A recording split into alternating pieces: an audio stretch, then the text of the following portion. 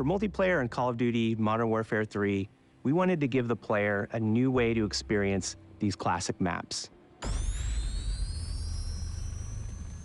When we told the art team, we're gonna be making these maps, they lit up. They were like calling dibs on which ones they wanted to go get reference for. Maps really come through. They feel like they felt back then. And when you're playing high rise, when you're playing Estate, you feel really transported back.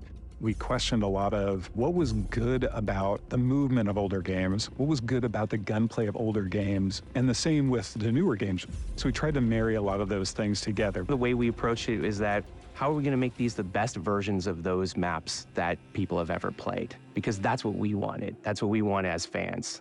There are places where the metrics of the level are adjusted to fit more modern gameplay, but for the most part, it's going to feel incredibly similar. The biggest changes are really in a fidelity sense. Places like Afghan, where it might have been difficult to see somebody in some of those circumstances, we have new tools to make that both look better, but also read better, so that your target acquisition is improved.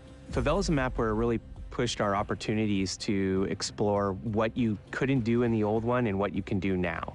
From an artistic side, the map has more detail than I think any other map.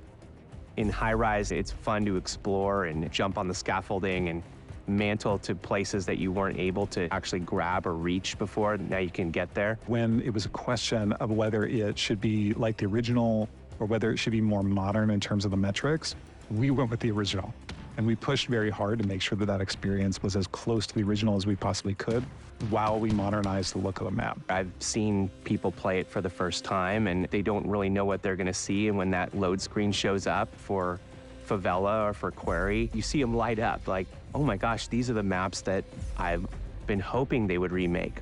The whole team here is super excited to bring all of these maps to fans everywhere.